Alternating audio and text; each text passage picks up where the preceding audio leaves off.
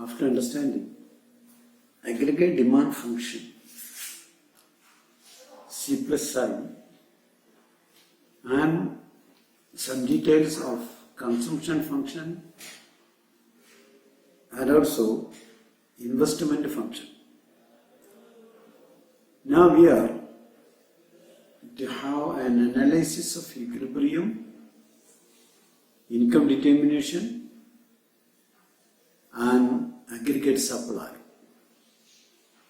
In aggregate supply, we have C plus S, total consumption goods or consumption expenditure plus savings, that is total income. Total income always equal to consumption expenditure plus savings. What amount is not spent on consumption will be saved.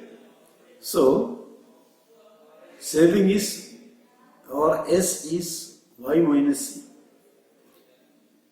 S, we know, is the balance of income over consumption.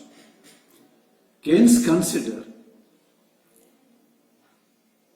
normal income as the determinant of savings. Actual income is different from normal income by unexpected abnormal profits or loss, unexpected loss.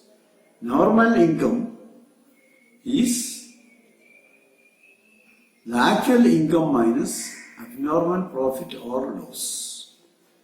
Saving is the excess of normal income over current consumption. Saving is the excess of normal income over current consumption. That is, S is equal to Y minus C. Y minus C. Here we know from our analysis of consumption function, consumption was considered to be a function of income. MPC you have defined, APC you have defined, etc. Then consumption is a function of income. We know saving is Y minus C.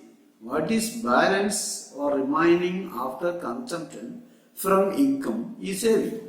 So if consumption is a function of income, automatically saving will be also a function of income. So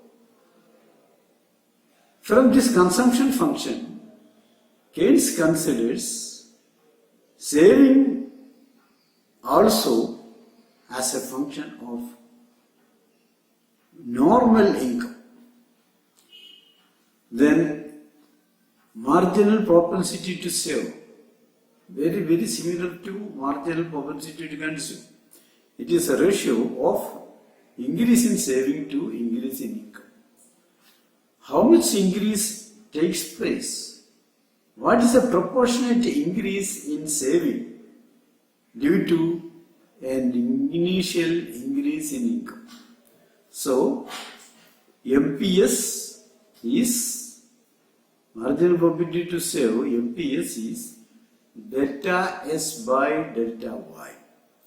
Delta S by delta Y. In other notion, we say MPS is equal to 1 minus MPC. 1 minus MPC. That means what from an incremental income, what is not consumed will be saved. What is not consumed will be saved. If, for example, 0.7 is MPC, 0.7, that means from an incremental income, an individual or people in general consumes 70% of that incremental income, or they use 70% of the income for consumption. 70% of the income is used for consumption. That means, on the other side we can say 30% of that income will be saved. If 70% is consumed, then 30% will be saved. So, additional saving or incremental saving is 0.3. That means 1 minus MPC. Therefore, marginal propensity to save is 1 minus MPC, or it is the incremental saving due to an increase in income. Then average propensity to save is S by Y. S by Y. This is the relation of saving function and how much people will save from each additional income can be calculated by the concept of marginal propensity to save.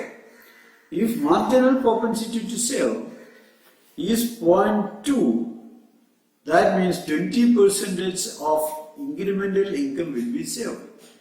If MPC is 0.3, that means 30% of the incremental income will be saved.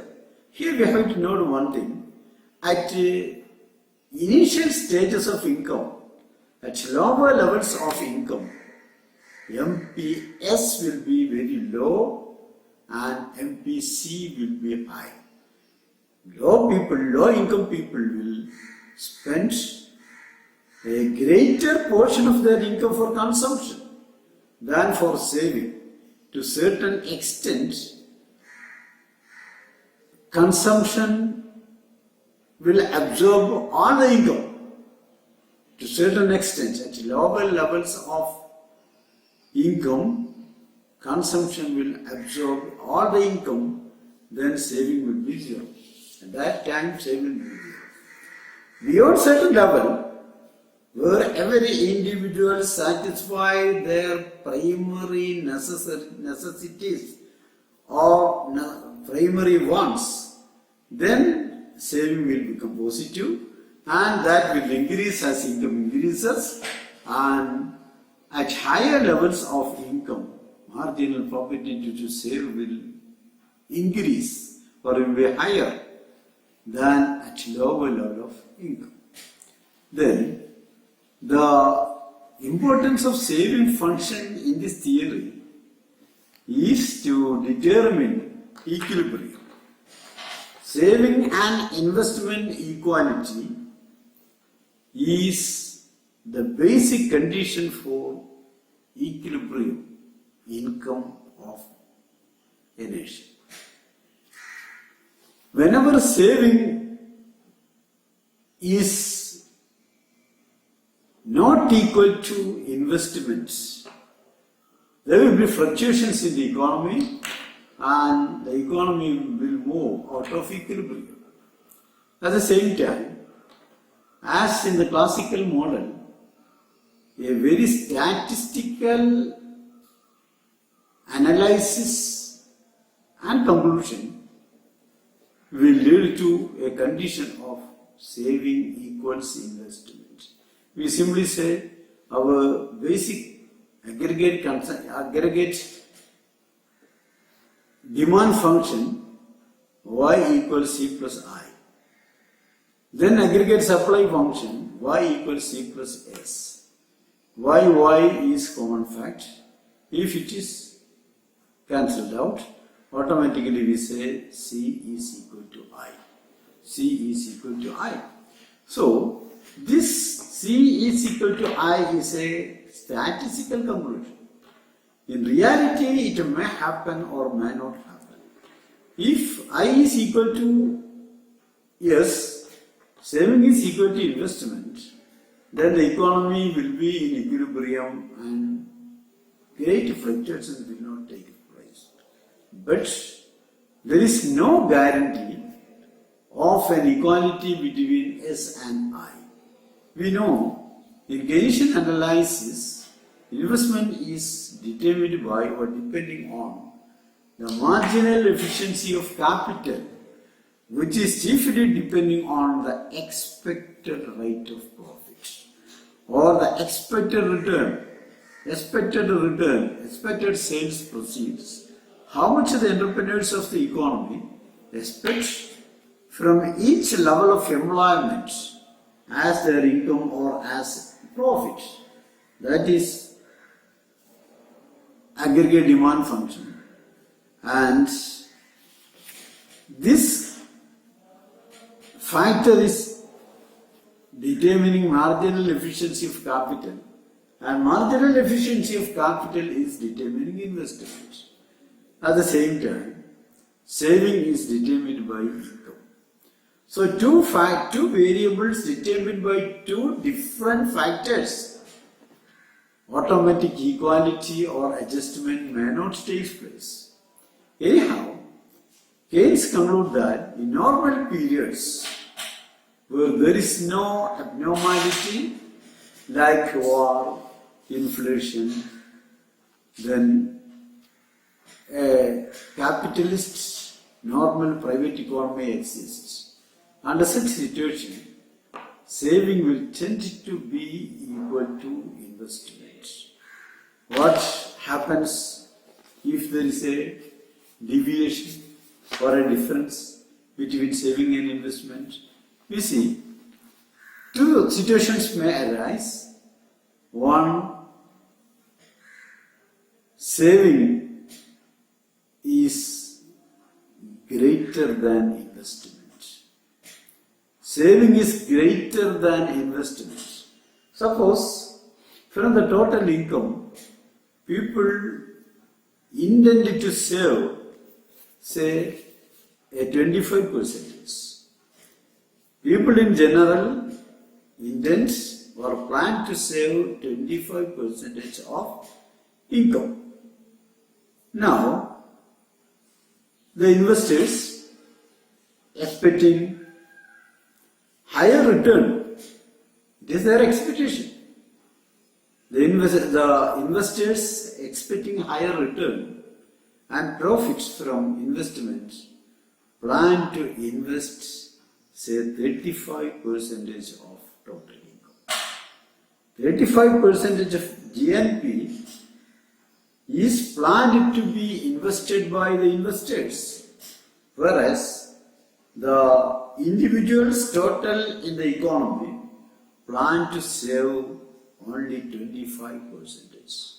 That means investment will be 10% greater than savings. Investment will be 10% greater than savings. So, what will happen?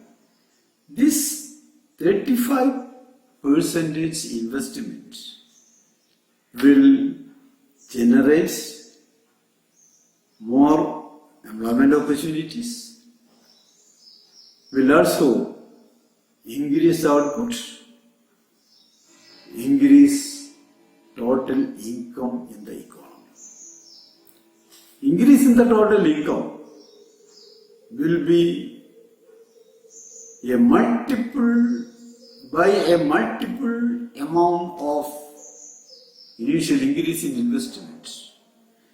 Here we have to introduce a concept of multiplier. Multiplier, a concept extensively used and explained by Keynes, though some introductory explanation was there before him. Then Keynes, coming to multiplier, consider it as the ratio between an initial increase in investment and the resultant increase in income. Initial increase in investment and the resultant increase in income.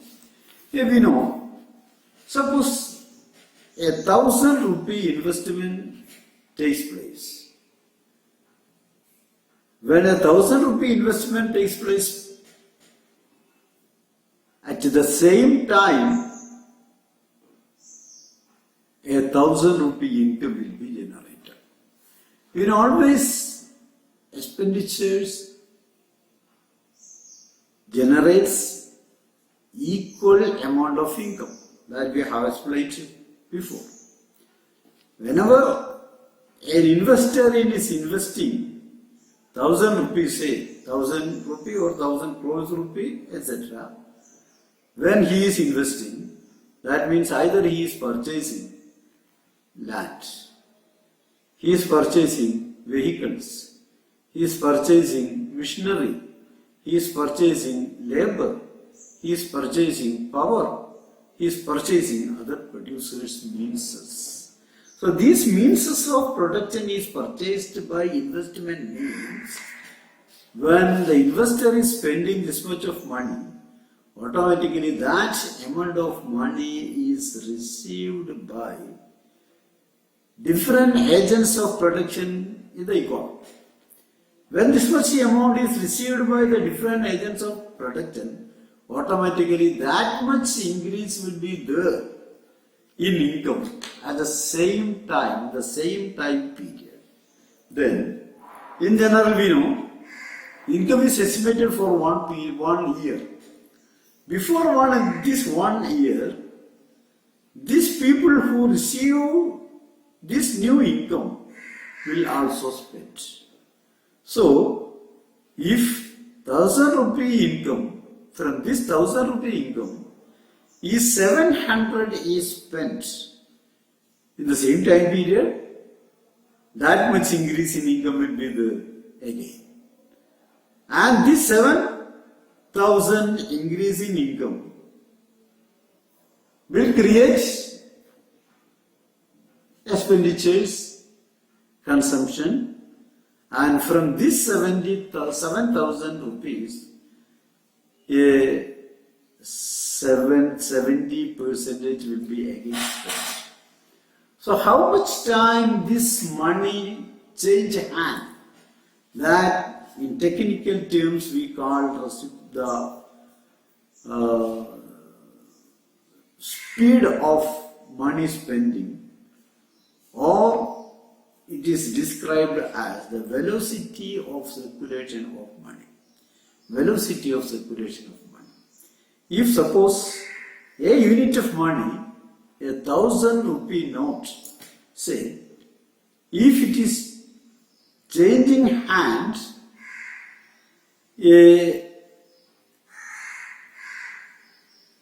12 times in 1 year. 12 times it change hand means those who receive income spend on consumption or on other things the amount or 70% of the amount as we have assumed in 1 month. In 1 month he is spending.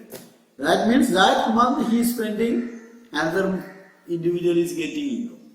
In that month, the new recipient will spend. So it will be again and again respent, and the note will circulate in the economy, say 12 times a year. Once a month, 12 times a year. The income generated by this amount will be 12 times greater than the initial amount. So this will be stopped only when all the newly generated income or newly invested income is entirely saved. If this is totally saved after one spending, again it will be decreased. 70% only will be spent. Then in another month, 70% of that reduced amount will be spent. In next month, 70% of this reduced amount will be spent, etc. Therefore, in brief, when the every money initially invested is totally saved, the activity or the function of multiplier will be stopped. So, the ratio of an initial investment and a final increase in income is called the multiplier. Then, the sales of the multiplier will depend on MPC and velocity of circulation of income. Velocity of circulation of income or velocity of circulation of money, and MPC is determining the size of multiplier. So multiplier is A equals 1 by MPC. A is 1 by MPC or 1 by 1 minus MPS. 1 minus 1 by 1 minus MPC. 1 by 1 minus MPC. That is K.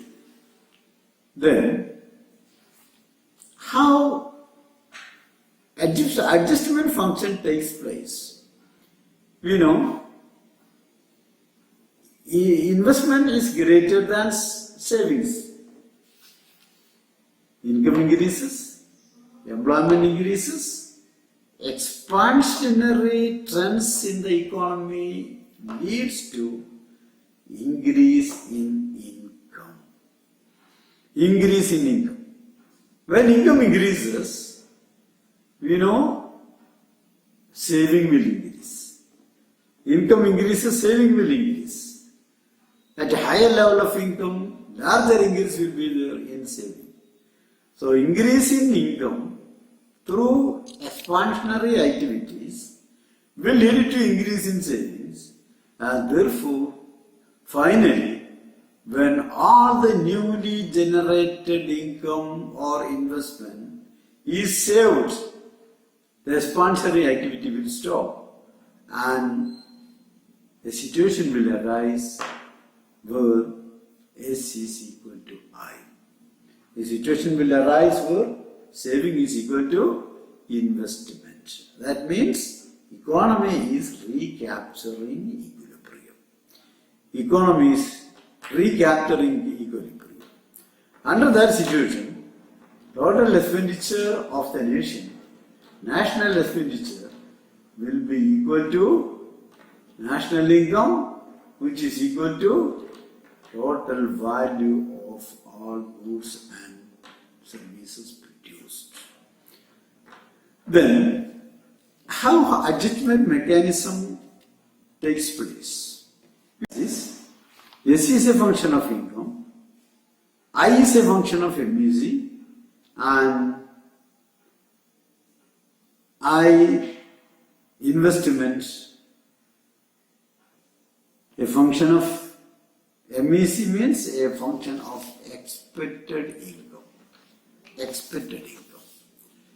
When saving is less than income, saving is less than investment. S is less than investment. That is, investment is greater than savings. Expansionary process will take place.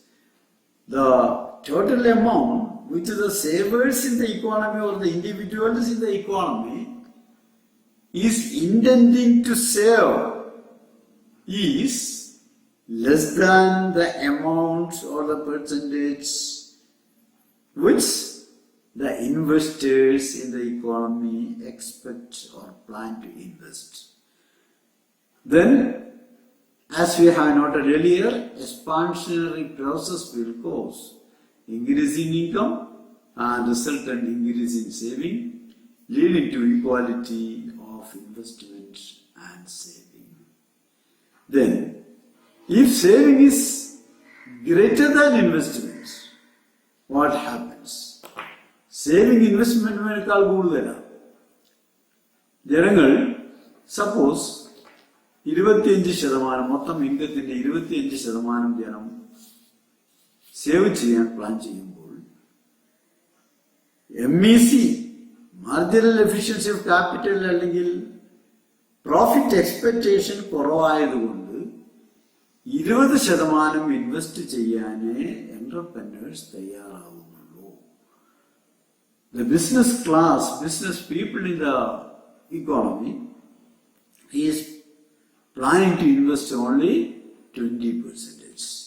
ഇങ്ങനെ വരുമ്പോൾ 5% saving കൂടുതലായി. ഇങ്ങനെ 5% saving കൂടിയാൽ എന്ത് സംഭവിക്കും?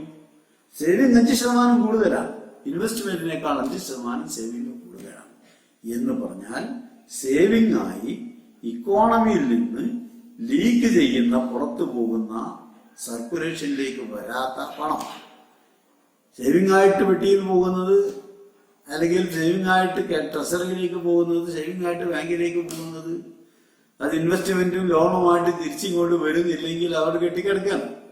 അത് കെട്ടിക്കിടക്കുകയാണെങ്കിൽ സ്വാഭാവികമായിട്ടും സംഭവിക്കുന്ന എന്താണ്? ഇക്കോണമിയുടെ ഇൻകം ഫ്ലോവിലേക്ക് ആ എമൗണ്ട് വരുന്നില്ല. So saving is A leak out of the income flow.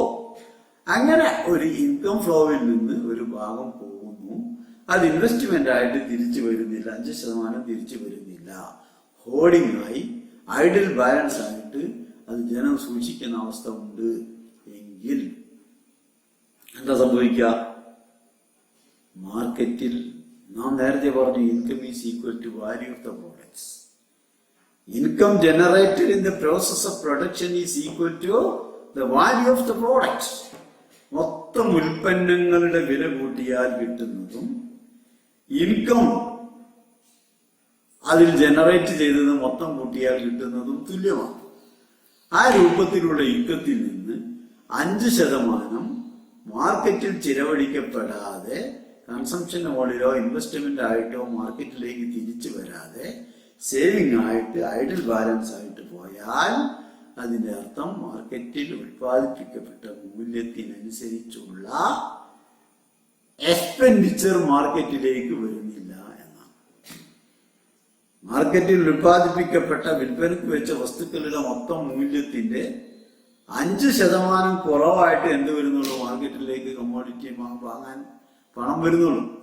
സ്വാഭാവികമായിട്ടും ഉൽപ്പാദിപ്പിക്കപ്പെട്ട വസ്തുക്കളിൽ ഇത്രയും 5% തുല്യമായ വസ്തുക്കൾക്ക് മാർക്കറ്റിൽ ഡിമാൻഡ് ഇല്ലാത്ത അവസ്ഥ വരുന്നു. അത് മാർക്കറ്റിൽ ഇത് വിൽക്കാൻ കഴിയാത്ത അവസ്ഥ വരും. ഇങ്ങനെ മാർക്കറ്റിൽ വിൽക്കാൻ കഴിയാത്ത അവസ്ഥ വരുമ്പോൾ സ്വാഭാവികമായിട്ടും ഈ മാർക്കറ്റിൽ സാധനങ്ങൾ കെട്ടിക്കിടക്കുന്നു, അത് വാങ്ങാൻ ജനങ്ങൾ കിട്ടുന്നില്ല. ഇൻവെസ്റ്റേഴ്സിന് ഭാവിയെക്കുറിച്ച് ആശങ്ക ഉണ്ടാവും.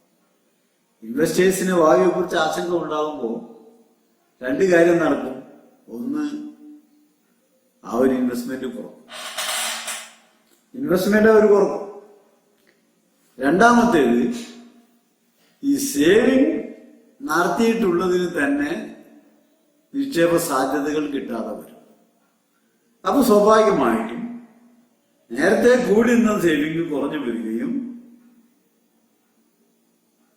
കൂടി നിന്ന ഇൻവെസ്റ്റ്മെന്റ്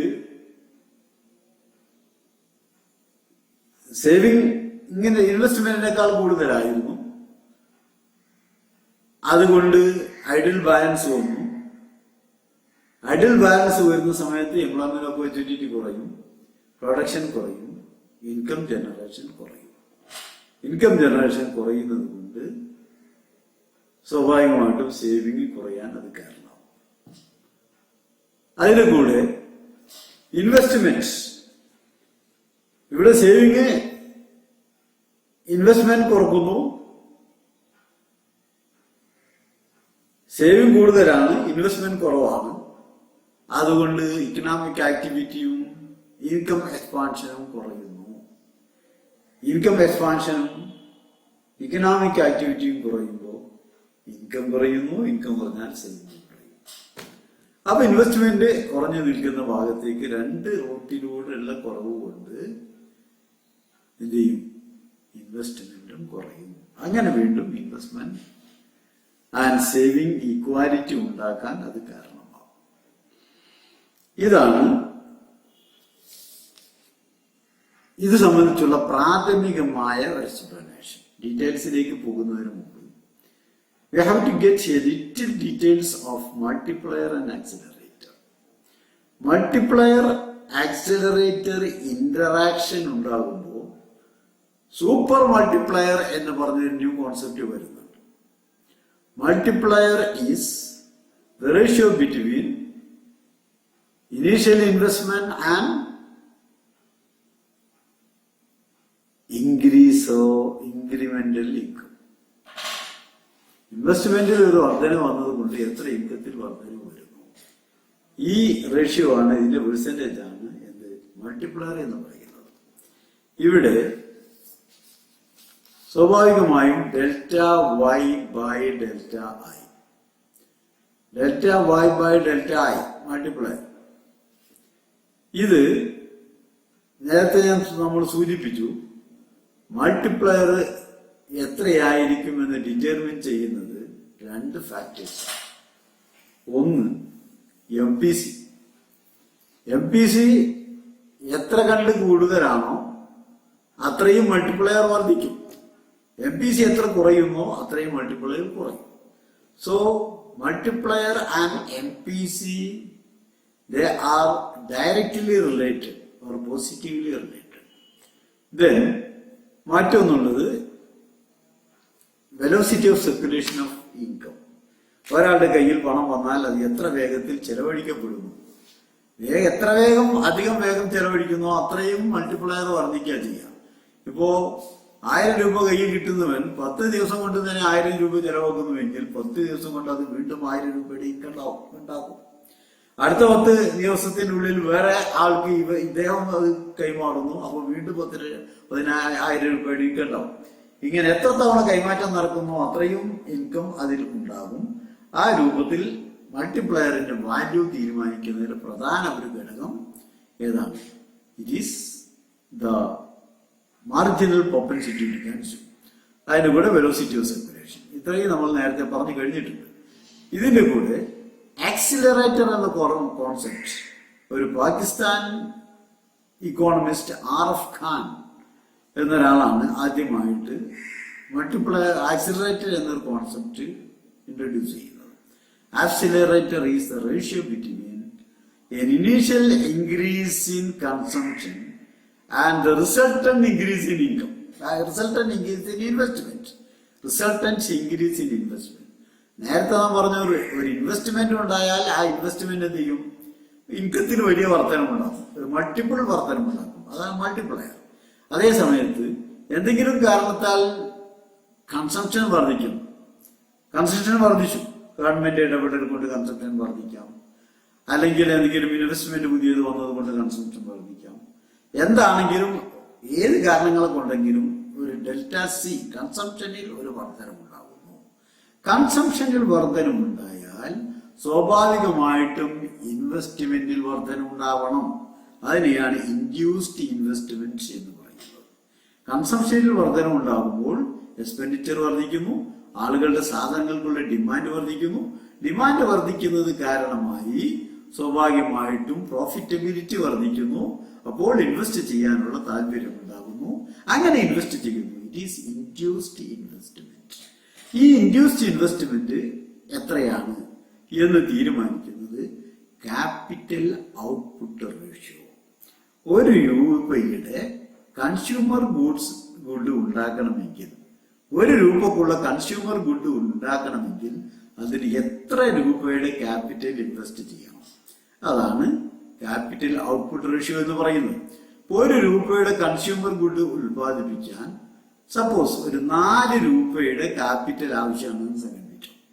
ഒരു രൂപക്കുള്ള കൺസ്യൂമർ ഗുഡ് ഉൽപ്പാദിപ്പിക്കുന്നതിന് 4 രൂപയുടെ ക്യാപിറ്റൽ ആവശ്യമാണെങ്കിൽ 1 രൂപയുടെ കൺസംഷൻ ഗുഡ് പ്രൊഡ്യൂസ് ചെയ്യാൻ വേണ്ടി വർധന ഈ കൺസംഷനിൽ വന്നാൽ 4 രൂപ വർധനവ് എന്തിനു വരും? ഇൻവെസ്റ്റ്മെന്റിൽ വരും. ഈ accelerator delta C by delta I, delta C by delta I, ഈ ആക്സിലറേറ്ററും അതുപോലെ മൾട്ടിപ്ലയറും അങ്ങോട്ടും ഇങ്ങോട്ടും ഇന്റർലിങ്ക്ഡ് ആയിട്ട് പരസ്പരം പ്രവർത്തിക്കുന്ന ഒരവസ്ഥ വരുന്നു.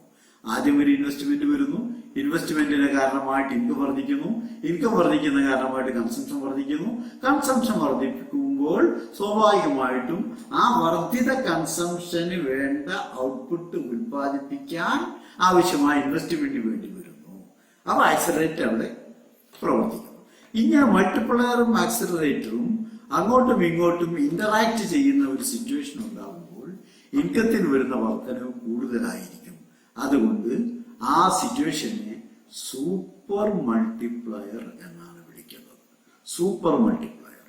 അതിലെത്രയേ ഉള്ളൂ? മൾട്ടിപ്ലയർ ഇൻവെസ്റ്റ്മെന്റ് കാരണമായി ഇൻകത്തിൽ വരുന്ന വർധനവ് മൾട്ടിപ്ലയർ ആണ്. ആ ഇൻകത്തിൽ വരുന്ന വർധനവിന്റെ ഇടയില് ഇൻഡ്യൂസ്ഡ് ഇൻവെസ്റ്റ്മെന്റ് വരികയും അതിന്റെ ഫലം കൂടി ഇൻകത്തിൽ വരികയും ചെയ്യുന്ന ഒരു സിറ്റുവേഷൻ ഉണ്ടെങ്കിൽ അതിനെയാണ് സൂപ്പർ മൾട്ടിപ്ലയർ എന്ന് പറയുന്നത്. ഈ രൂപത്തിൽ അത് വർദ്ധിച്ചു വരാൻ, ഇൻകം കൂടുതൽ വർദ്ധിക്കാൻ സൂപ്പർ മൾട്ടിപ്ലയർ കാരണമാകുന്നു. അതിന്റെ ഓപ്പറേഷൻ എങ്ങനെയെന്നും അതിന്റെ ഡയഗ്രാമിക് റെപ്രസെന്റേഷനും അതിന്റെ ഡെറിവേഷനും നമുക്ക് അടുത്ത ക്ലാസ്സിൽ ചർച്ച ചെയ്യാം. For the time being